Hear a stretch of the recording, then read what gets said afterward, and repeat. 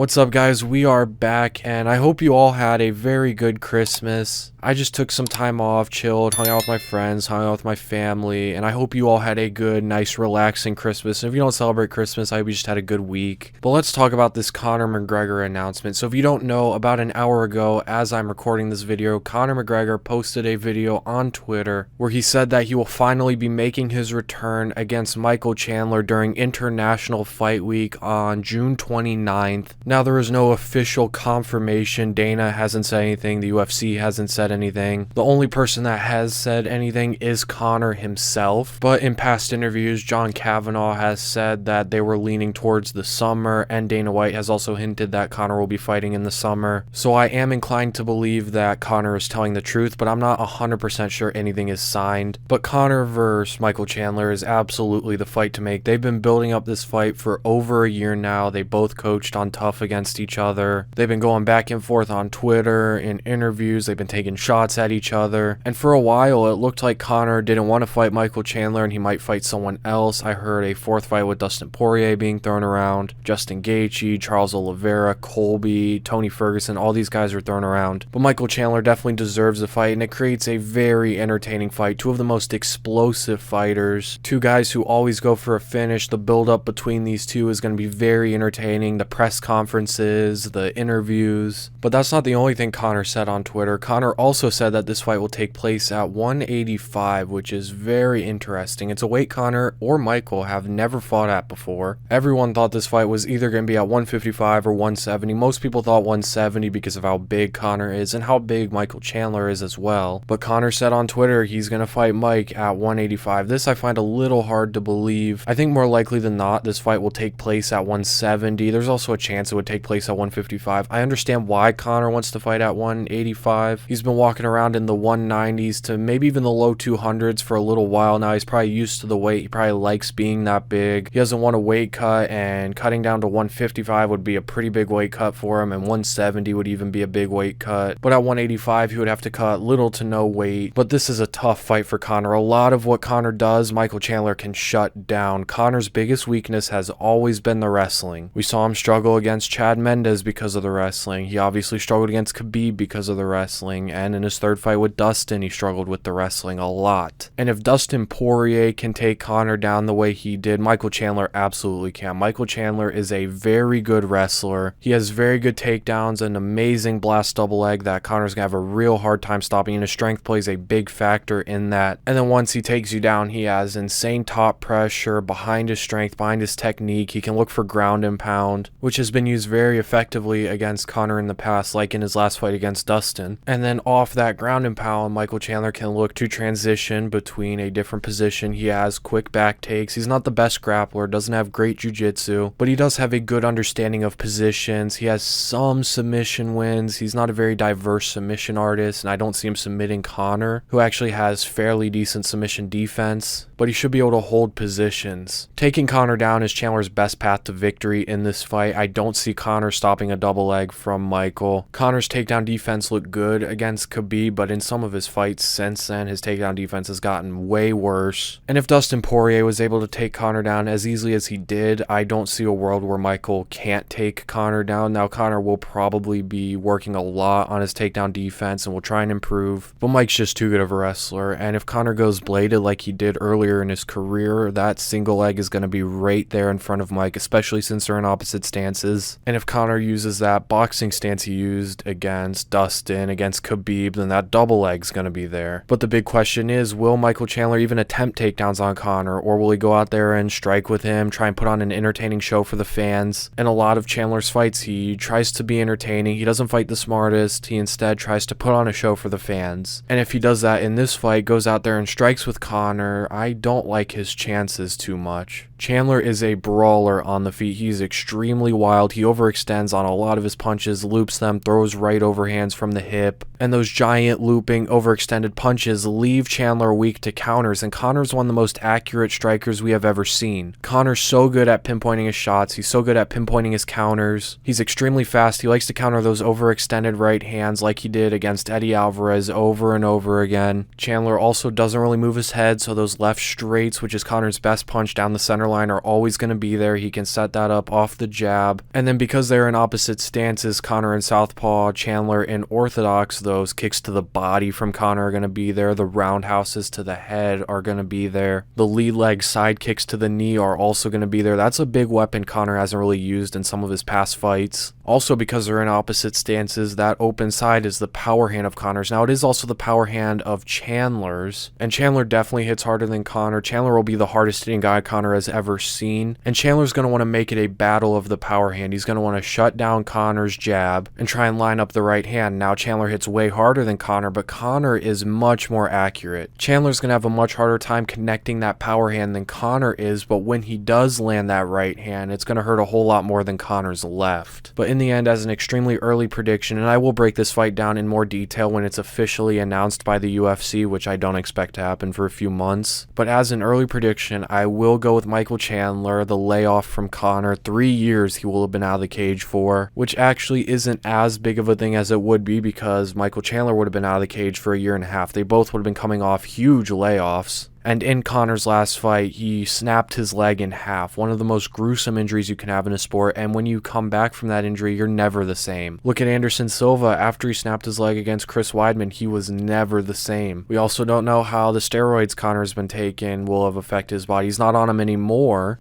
I don't think. But in the end, I will go with Michael Chandler. I think he will take Conor down. I don't see a reason why he won't shoot takedowns. In all of his fights against Dustin, against Justin, against Dan Hooker, against Tony Ferguson, he shot takedowns against all of them. I don't see it being any different against Conor. And because they're in opposite stances, that single leg is going to be right in front of Chandler. I don't see Conor stopping a Michael Chandler takedown, especially a 200+ pound Michael Chandler, if this fight is at 185. And once he gets taken down, I don't see Conor getting up. Michael Chandler's top pressure is insane. He's so strong. He can hold positions extremely well. Even in Conor's guard, Chandler's still going to be dangerous. He has extremely tenacious ground and pound. But if Conor can keep this fight on the feet, he definitely has the advantage. He is technically superior to Chandler, but Chandler just needs one. And even on the feet, I see Conor having a hard time knocking Michael Chandler out. Michael Chandler has an insane chin, and Conor just doesn't hit as hard as he did when he was at 145. We saw at 145 he had one punch knockout power, but at 155 his power went away. Against Eddie Alvarez, he had to hit him multiple times before he went down. Against Dustin, against Khabib, his hands just don't land the same, and I see him having a hard time knocking Chandler out. And even if this fight stays on the feet, Chandler just needs one. He hits so hard. I could see a world where he drops Conor and then finishes him on the ground. So I am going to go with Michael Chandler by a second round TKO due to ground and pound. I'm very excited for this fight. I've won this fight for so long. Glad it's most likely going to finally happen. Unfortunately, we have to wait 6 months for this fight, which is insane. But anyways, that's the end of the video. I hope you guys have a good new year. I hope 2024 is a good year for all of you. But anyways, that's the end of the video. If you are new here and you did enjoy, please be sure to subscribe, like the video, leave your opinions, early predictions on this fight in the comments down below. Do you think it happens? I think it does. And I will see you guys in the next video, hopefully tomorrow.